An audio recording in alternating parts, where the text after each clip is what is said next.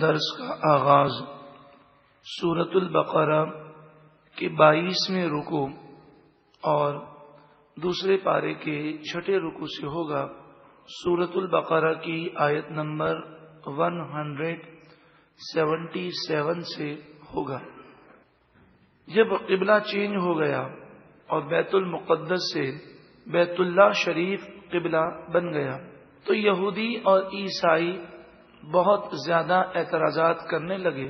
جیسا کہ آپ سن چکے، یہودی بیت المقدس کے مغربی کنارے کی طرف منہ کر کے اپنی عبادت ادا کرتے ہیں اور عیسائی مشرقی کنارے کی طرف منہ کرتے ہیں، اور وہ ان بحثوں میں لگ گئے۔ تو یہ آیت کریمہ نازل ہوئی، اس میں بیان کیا گیا کہ قبلے کا تعین تو بات کی بات ہے، اصل بات تو یہ ہے ایمان تمہارا ہے یا نہیں ہے، کہ جب تک عقائد درست نہیں کوئی عبادت قبول ہوتی نہیں ہے۔ تو اس طرف منہ کرنا ہے کہ اس طرف منہ کرنا ہے، تم اسی بحث میں لگے ہوئے ہو۔ جو نیکی کی اصل ہے اس کی طرف تو تم نے توجہ دی نہیں ہے۔ ایمان اور عقائد درست نہ ہو تو نیک اعمال اللہ کی بارگاہ میں قبول نہیں ہوتے، اور یہودیوں اور عیسائیوں کے تو عقائد ہی درست نہیں۔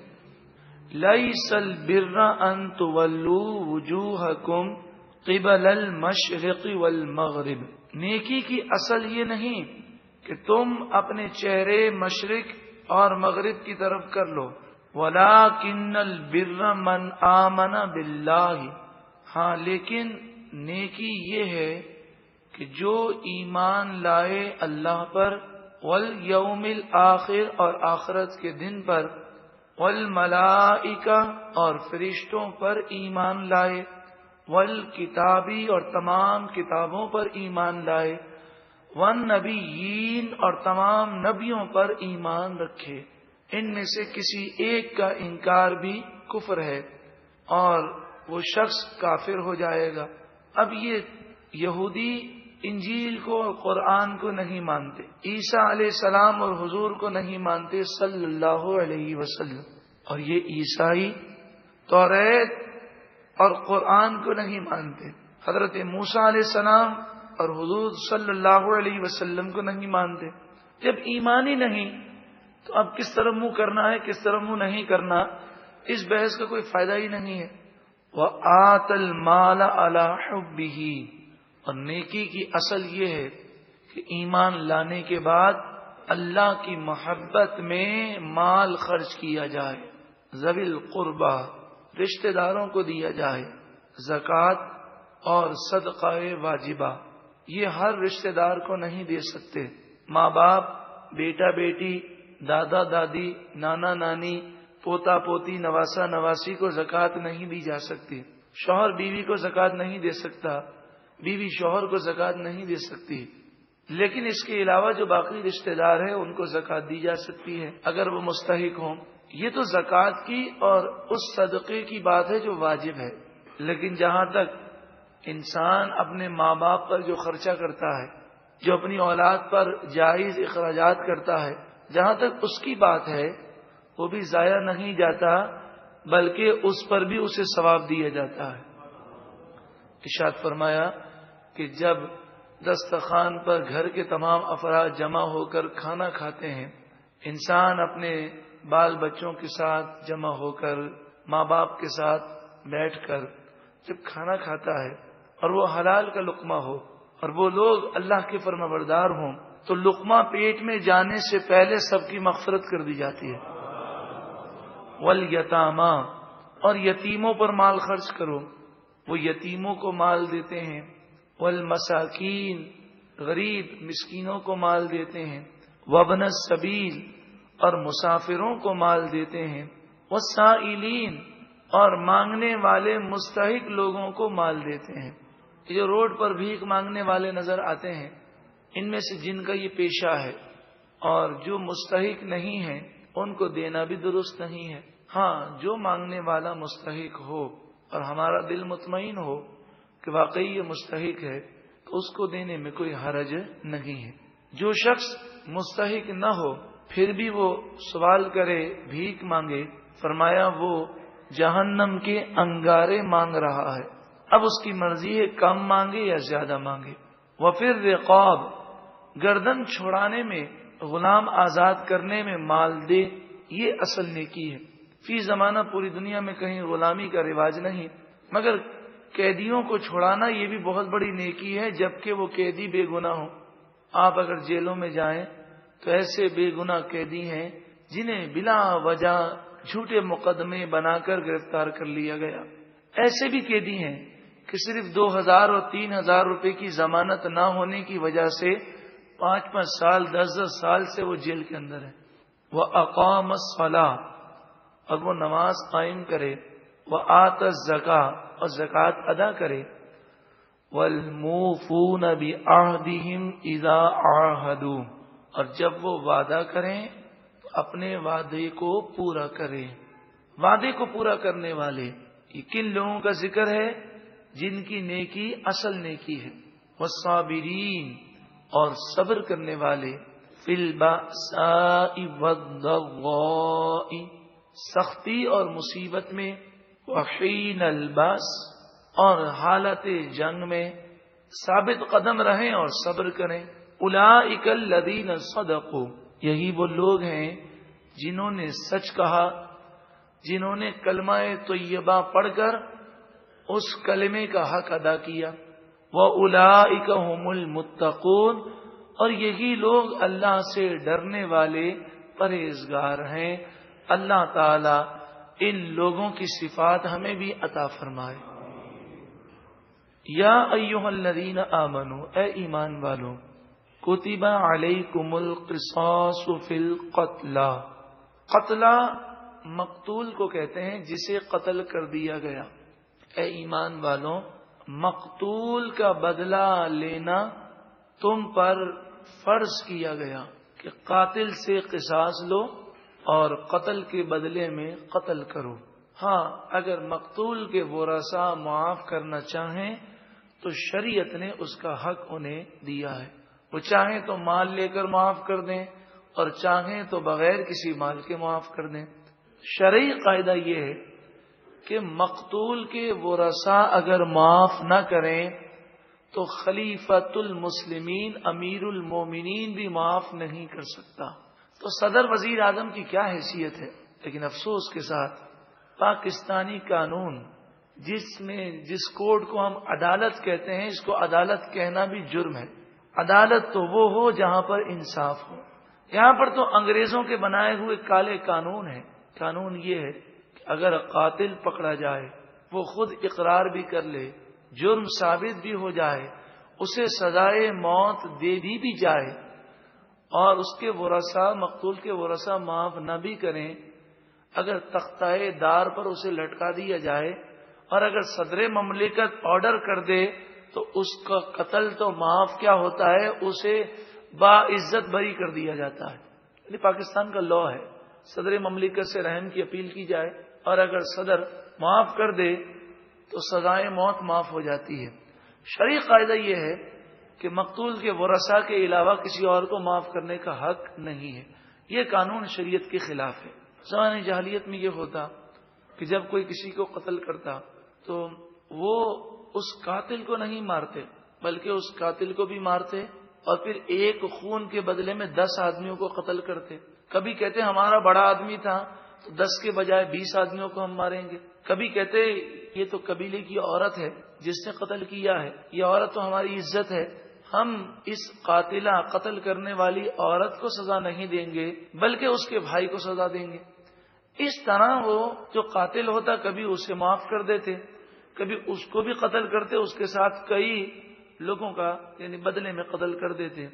فرمایا الحر بالحر، اگر قتل کرنے والا آزاد ہے تو اسی آزاد کو قتل کیا جائے گا. والعبد بالعبد، اور اگر قتل کرنے والا غلام ہے تو اسی غلام کو قتل کے بدلے میں قتل کیا جائے گا. والانثى بالانثى، اور اگر عورت ہے تو عورت قاتل ہے تو اسی عورت کو قتل کے بدلے میں قتل کیا جائے گا، یہ نہیں کسی اور کو قتل کرے.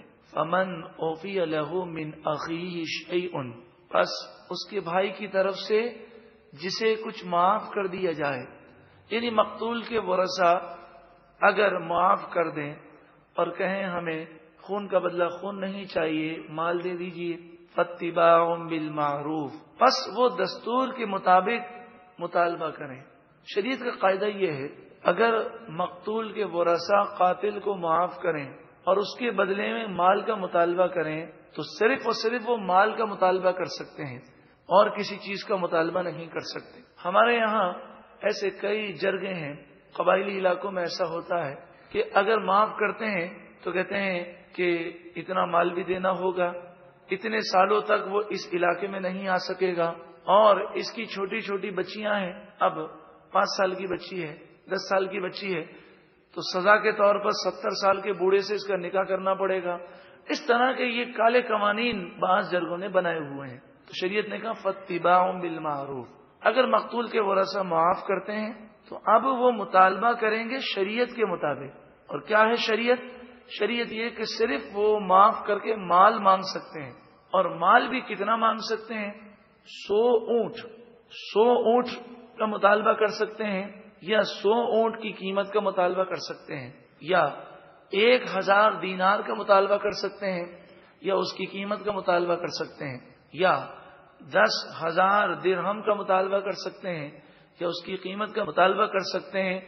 ان تینوں مقداروں سے کم کا مطالبہ تو کر سکتے ہیں، لیکن اس سے زیادہ مطالبہ کرنا جائز نہیں۔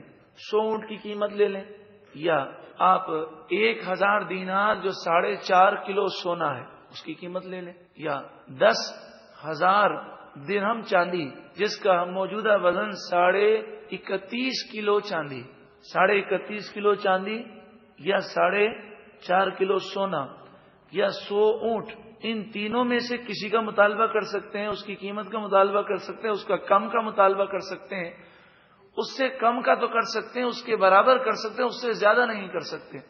یہ شریعت میں جائز، اس سے زیادہ نہیں ہے۔ وَأَدَاءٌ إِلَيْهِ بِإِحْسَانٍ، اور جو قاتل ہے وہ صحیح طور پر اس خون بہا کو ادا کرے، یہ نہ ہو کہ یہاں اسے وہ قتل سے معاف کریں اور یہ بھاگ جائے۔ تو اللہ تعالی پکڑ فرمانے والا ہے۔ ذَلِكَ تَخْفِيفٌ مِّن رَبِّكُمْ وَرَحْمَةٌ، یہ تمہارے رب کی طرف سے آسانی ہے اور رحمت ہے۔ موسیٰ علیہ الصلوۃ والسلام کی شریعت میں یہ تھا کہ قاتل کی سزا قتل ہی ہے، مقتول کے ورثاء اس کو معاف نہیں کر سکتے، لیکن ہماری شریعت میں مقتول کے ورثاء کو یہ حق دیا گیا، یہ اللہ کی طرف سے آسانی اور رحمت ہے۔ فَمَنِ اعْتَدَىٰ بَعْدَ ذَلِكَ، پھر جو کوئی اس کے بعد حد سے بڑھ جائے، سرکشی کرے، فَلَهُ عَذَابٌ أَلِيمٌ، پس اس کے لیے دردناک عذاب ہے۔ وَلَكُمْ فِي الْقِصَاصِ حَيَاةٌ يَا أُولِي الْأَلْبَابِ، اور تمہارے لیے خون کا بدلہ لینے میں اے عقل مندو زندگی ہے۔ اعتراض یہ پیدا ہوتا ہے کہ جب ایک شخص کا قتل کر دیا گیا تو چلیں وہ تو دنیا سے چلا گیا، اب اس کے بدلے میں قاتل کی جان کیوں لی جائے، اسے عمر قید کر دیا جائے؟ اس قاتل کے بھی تو چھوٹے چھوٹے بچے ہیں، اس قاتل کا بھی تو خاندان ہے، تو خون کے بدلے میں خون لے رہے ہیں، اس نے تو غلط کیا، خون بہا دیا، آپ کیوں خون بہا رہے ہیں؟ تو قرآن نے فرمایا اے عقل مندو، یہ خون کا بدلہ لینے میں سب کی زندگی ہے، آئندہ کسی کی جرت نہیں ہوگی کہ کسی کو بے گناہ قتل کرے۔ ایک آدمی کو اگر بھرے مجمع میں کھڑا کر کے اس کی گردن اڑا دی جائے تو پھر کسی کی جرت نہیں ہوگی، اور جس ملک میں کوئی قانون ہی نہ ہو، دن دہاڑے قتل کر دیا جائے، کوئی پوچھنے والا نہ ہو اور قاتل نہ پکڑے جائیں، تو پھر ہم کیسے سمجھتے ہیں کہ اس ملک میں کرپشن ختم ہوگا اور اس ملک میں دہشت گردی ختم ہو؟ اگر انصاف ہو اور قاتلوں کو سزا دی جائے تو کسی کی جرت نہیں ہے کہ وہ قتل کی طرف بڑھ سکے۔ آج مغربی میڈیا، یورپ کے بعض جو اپنے آپ کو پڑھے لکھے کہتے ہیں، وہ پوری دنیا میں سزائے موت ختم کرنے کی کوششیں کر رہے ہیں۔ وہ مقتول سے زیادہ ہمدردی نہیں رکھتے، وہ قاتل سے زیادہ ہمدردی رکھتے ہیں۔ ان کی آواز، ان کی NGOs اور یہ جتنی بھی غیر سرکاری تنظیمیں ہیں، یہ سب اسی میں لگی ہوئی ہیں کہ تمام دنیا سے سزائے موت ختم کر دی جائے۔ لیکن اسلام نے سزائے موت رکھی، اور کیسے رکھی؟ بھرے مجمع میں جمعے کی نماز کے بعد میدان میں اسے کھڑا کیا جائے اونچا کھڑا کیا جائے، سب لوگ عبرت کے لیے جمع ہوں اور تلوار سے اس کی گردن اڑا دی جائے. لیکن یہ مت سمجھیے گا کہ یہ قانون نافذ ہو تو سب کی گردنیں اڑ جائیں گی. گردن اڑانے کے لیے شریعت نے جو دلائل مانگے ہیں اور جو گواہوں کی جانچ پڑتال ہے وہ اتنی سخت ہے کہ کسی کو جھوٹی گواہی دینے کی جرت ہی نہیں ہو سکتی. ایسا نظام ہے اسلام کا. لعلکم تتقون، خون کا بدلہ لینے میں اے عقل مندوں تم سب کی زندگی ہے. لعلکم تتقون، تاکہ تم قتل کرنے سے بچو. اب دوسرا حکم بیان کیا جا رہا ہے. یہ ابتدائی حکم ہے جو اگلی آیت میں آ رہا ہے. پہلے اس حکم کو سمجھیے. کسی کا انتقال ہونے لگے اور اس کے پاس مال ہو تو اس آیت میں یہ فرض کیا گیا کہ وہ اپنے مال کے متعلق وصیت ضرور کرے اور یہ کہے کہ میرا اتنا مال میرے والدین کو دیا جائے، اتنا مال میری اولاد کو دیا جائے. پہلے یہ وصیت کرنا فرض تھا، لیکن پھر چوتھے پارے کے 13ویں رکوع میں جب وراثت کے مسائل بیان ہو گئے اور یہ بتا دیا گیا کہ والدین کا اتنا حصہ ہے، اولاد کا اتنا حصہ ہے، بیوی کا اتنا حصہ ہے، شوہر ہے تو شوہر کا اتنا حصہ ہے، بھائی بہن ہیں تو ان کا کس صورت میں حصہ ہے اور کس صورت میں حصہ نہیں ہے، سب کے جب حصے بتا دیے گئے تو اب کوئی وصیت کرے یا نہ کرے، ہر صورت میں وہ اگر انتقال کر جائے گا تو جو شریعت کے قوانین ہیں اس کے مطابق جائیداد تقسیم کر دی جائے گی. اب وصیت کا کرنا فرض نہیں ہے. ایک تو یہ فرق یاد رکھیں. دوسری بات یہ یاد رکھیں کہ پہلے یہ تھا کہ وصیت کرے تو اپنی مرضی سے جس کو جو حصہ دینا چاہے دے سکتا ہے، لیکن اب شریعت نے حصے مقرر کر دیے. اب اگر وصیت کرے گا تو وہ انہی حصوں کی کرے گا. مثلا شوہر ہے، مرد ہے اور اس کی اولاد بھی ہے اور اسے یہ لگتا ہے کہ میں اس مرض میں، اس بیماری میں بچوں گا نہیں، تو اس نے یہ وصیت کی کہ میرے مرنے کے بعد میری بیوہ کو میری جائیداد میں سے 8واں حصہ دے دیجیے گا. تو شریعت میں بھی بیوہ کا کتنا ہے؟ 8واں حصہ ہے، یعنی 12.5% بیوہ کو دیا جاتا ہے جبکہ اولاد موجود ہو. لیکن اگر اس نے یہ وصیت کی کہ میں جب مر جاؤں تو میرے مرنے کے بعد میری بیوہ کو 15% حصہ دے دیجیے گا، تو ہم اس کی وصیت پر کتنا عمل کریں گے؟ جو شریعت کا قاعدہ ہے 12.5، اس سے زیادہ بیوہ کو نہیں دے سکتے. لا وصیت للوارث، نبی کریم صلی اللہ علیہ وآلہ وسلم نے فرمایا وارث کے لیے وصیت قابل قبول نہیں ہے. تو جو حصہ اللہ نے مقرر کیا اس سے کم یا زیادہ مرنے والا وصیت کے ذریعے نہیں کر سکتا. ہاں، شریعت کی روح سے جسے حصہ نہیں ملنا، اگر مرنے والا اس کے لیے وصیت کر دے کہ بھئی میرے فلاں رشتے کے ایک ماموں ہیں انہیں اتنا حصہ دے دینا، یہ میرا فلاں دوست ہے اسے اتنا حصہ دے دینا، تو فرمایا اس کی وصیت 33% تہائی مال تک جاری ہوگی. 3 کروڑ روپے ہیں اور اس نے کہا کہ مسجد میں 1 کروڑ روپے دے دینا، تو 3 کروڑ کا تہائی کیا ہوا؟ 1 کروڑ. تو اس کے مرنے پر مسجد میں 1 کروڑ دے دیں گے، وہ 2 کروڑ ورثہ میں تقسیم ہوگا. لیکن اگر اس نے کہا کہ میں جب مر جاؤں تو 3 کروڑ میں سے 1.5 کروڑ تم مسجد میں دے دینا، تو صرف 1 کروڑ دیں گے اور اس نے جو 1.5 کروڑ کی وصیت کی ہے آدھا کروڑ اس نے زائد وصیت کی ہے جو شرعی طور پر جائز نہیں ہے. تو وصیت کے لیے 2 شرطیں یاد رکھیں. ایک تو ورثہ کے لیے وصیت قابل قبول نہیں ہے، دوسری بات جو وارث نہیں ہے ان کے لیے وصیت کی جائے تو قاعدہ یہ ہے کہ 33%، 33.33%، 3 کروڑ ہیں تو 1 کروڑ، 3 لاکھ ہیں تو 1 لاکھ، تہائی جائیداد تک وصیت جاری ہوگی. اس سے زائد اگر وصیت کرے گا تو تہائی مال وصیت میں دیں گے اور باقی 2 تہائی 66.67%، یعنی 3 کروڑ میں سے 2 کروڑ ہم ورثہ میں تقسیم کریں گے اور اس کی وصیت پر عمل صرف 1 کروڑ میں کریں گے، 1 تہائی میں کریں گے. یہ قاعدہ یاد رکھیے گا.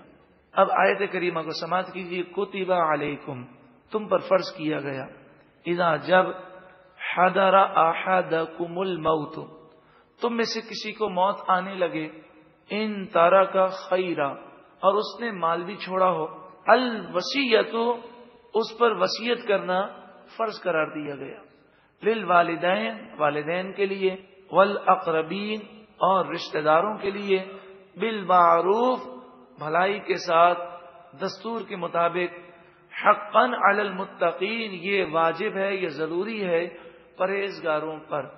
یہ آیت کا حکم اب منسوخ ہو گیا. اب وصیت کرنا کوئی فرض واجب نہیں ہے، شریعت نے حصے مقرر کر دیے، اور اگر کوئی اب وصیت کرتا ہے تو شریعت کے دائرے میں رہ کر اس کی وصیت قابل قبول ہوگی۔ فمن بدلہ، اور جس نے تبدیل کر دی وصیت، بعد ما سمعہ، سننے کے بعد، کسی مرنے والے نے وصیت کی، اس کے بعد ایک ہی آدمی بیٹھا تھا یا دو آدمی بیٹھے تھے اور انہوں نے باہر جا کر جھوٹ بولا کہ جی ہمیں تو یہ وصیت کی ہے، فَإِنَّمَا إِثْمُهُ عَلَى الَّذِينَ يُبَدِّلُونَ، تو مرنے والا پریشان نہ ہو، اس پر یہ گناہ نہیں، اس کا گناہ انہی لوگوں پر ہے جو وصیت کو تبدیل کر دیں گے۔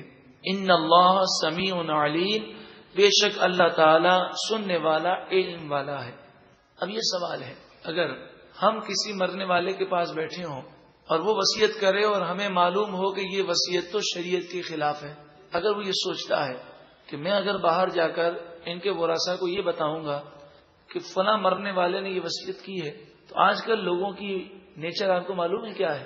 لوگوں کی نیچر یہ ہے کہ ان کے سامنے قرآن اور حدیث رکھا جائے اور کہا جائے فلاں کو اتنا مال ملے گا، تو وہ قرآن و حدیث کو ماننے کے لیے تیار نہیں ہوتے، اور کسی کا وصیت نامہ دکھا دیں کہ جی وصیت اس نے کی ہے تو سارے خاموش ہو جاتے ہیں، وصیت کو مان لیتے ہیں، جی مرنے والے نے وصیت کی ہے، تو اب اسے یہ محسوس ہو کہ مرنے والے نے غلط وصیت کی ہے، اور میں بتاؤں گا تو قرآن و حدیث کے قوانین کے مقابلے میں مرنے والے کی وصیت کو فوقیت دیں گے، تو قرآن نے اس کا حل بیان کیا، فمن خاف من موص جنفا او اثما، جو یہ خوف کرے کہ وصیت کرنے والے نے ظلم کی وصیت کی ہے یا گناہ کی وصیت کی ہے، فاصلح بینہم، تو وہ لوگوں کے درمیان صلح کروا دے، یعنی وصیت کو چینج کر کے شریعت کے مطابق کر دے، اور یہ نہ کہے مجھے یہ کہا ہے، بلکہ یہ کہے کہ انہوں نے یہ کہا ہے کہ میرا جو مال ہے وہ شریعت کے مطابق تقسیم کیا جائے، فلا اثم علیہ، تو اس پر کوئی گناہ نہیں، وصیت چینج کی ہے لیکن مقصد اچھا ہے اس لیے کوئی گناہ نہیں۔ ان اللہ غفور رحیم، بے شک اللہ تعالی بخشنے والا مہربان ہے۔ اب یہ آپ ایک مشورہ سماعت کر لیجئے کہ آج کل لوگ وصیت نامے کو بہت فوقیت دیتے ہیں، اور وصیت نامہ مل جائے تو جھگڑا ختم ہو جاتا ہے، تو جن کے پاس مال ہے وہ کسی سگی مفتی کے پاس جائیں اور یہ پوچھیں کہ میرے ورثاء کو شریعت کے مطابق اگر میں مر جاؤں، زندگی کوئی بھروسہ نہیں ہے، تو اگر میں مر جاؤں تو شریعت کے مطابق میرے ورثاء کو کس کو کتنا فیصد حصہ ملے گا۔ وہ مفتی کی مدد سے قرآن و حدیث کی روشنی میں وہ یہ دیکھ لیں کہ بیٹے کو کتنا فیصد ملنا ہے، بیوی کو کتنا فیصد ملنا ہے، بیٹی کو کتنا فیصد ملنا ہے، اور وہ فیصد کا تعین کروا کر ایک وصیت نامہ تیار کریں اور اس کی کاپی ہر ایک اپنے ورثاء کو دے دیں، کیونکہ موت کا کوئی بھروسہ نہیں، فیصد کا تعین ہو گیا کہ میری جو جائیداد ہے اس میں سے 12.5% اگر میں مر جاؤں تو اس کو ملے گا، 5% اس کو ملے گا، جو فیصد بنتا ہے۔ اس کا فائدہ کیا ہوگا؟ اس کا فائدہ یہ ہے کہ اگر موت واقع ہو گئی اور کسی کی زندگی کوئی بھروسہ نہیں، بزرگان دین کا معمول تو یہ تھا کہ روزانہ جب بھی سوتے تو اپنے تکیے کے نیچے وصیت نامہ رکھ کر سوتے، ہو سکتا ہے زندگی کی آخری رات ہو، تو وصیت نامہ جو تحریر کیا گیا شریعت کے مطابق ہے، لیکن لکھنے کا یہ فائدہ ہے کہ انتقال کے بعد بیٹوں میں اور بیٹیوں میں جھگڑا نہیں ہوگا۔ یہ دنیا کی ذلیل دولت آپس میں نفرتیں پیدا کر دیتی ہے۔ جب باپ نے وصیت ہی کر دی ہے، فیصد کا تعین کر دیا ہے، اور اگر پھر بھی وہ تقسیم نہیں کریں گے تو لوگ لان تان کریں گے، لوگ انہیں برا کہیں گے، اور وہ سب کو وصیت نامہ اپنے سگنیچر کے ساتھ زندگی میں سب کو بلا کر دے چکا ہے، اور یہ بھی لکھ دے اس کے اندر وصیت نامے میں، اس کے ساتھ مفتی کا فتویٰ بھی منسلک کر دے۔ یہ صرف اس لیے ہے کہ آج کل لوگ شریعت کو فوقیت نہیں دیتے، وصیت نامے کو فوقیت دیتے ہیں، ورنہ آپ جانتے ہی ہیں کہ جو وصیت ہوگی وہ وصیت شریعت کے عین مطابق ہوگی۔ ہاں، ایک مشورہ میں آپ کو یہ ضرور دوں گا کہ ہمارے مرنے کے بعد ہمیں اپنے ورثاء سے یہ امید بہت کم ہوتی ہے کہ وہ ہمارے مرنے کے بعد ہمارا مال مسجد میں دیں گے، مدرسے میں دیں گے، اللہ کی راہ میں دیں گے، کیونکہ مال کی لالچ ہر ایک کو ہوتی ہے۔ جب شریعت نے یہ حق دیا ہے کہ تہائی مال تک وصیت کرنے کی اجازت ہے، تو آدمی 2/3 میں تقسیم کر دے ورثاء کے لیے اور 1/3 اللہ کی راہ کے لیے وہ وصیت نامے میں لکھ دے۔ کہ مرنے کے بعد وہ 1/3 اللہ کی راہ میں دیا جائے، ہو سکتا ہے یہی اس کی نجات کا ذریعہ بن جائے۔ مثلا اگر اس کے پاس 3 کروڑ روپے ہیں تو وہ یہ وصیت کر دے کہ 2 کروڑ میں سے ورثاء میں تقسیم اس طرح ہوگا اور 1 کروڑ میرے اللہ کے دین کے فروغ کے لیے اور دین کی ترویج و اشاعت کے لیے، مسجد بنانے کے لیے، نیک کاموں میں 1 کروڑ خرچ کر دیا جائے۔ اللہ تبارک و تعالی ہمیں ان باتوں کی سمجھ عطا فرمائے۔ اور یہ یاد رکھیں، زندگی میں جتنا ہو سکے اللہ کی راہ میں دیں۔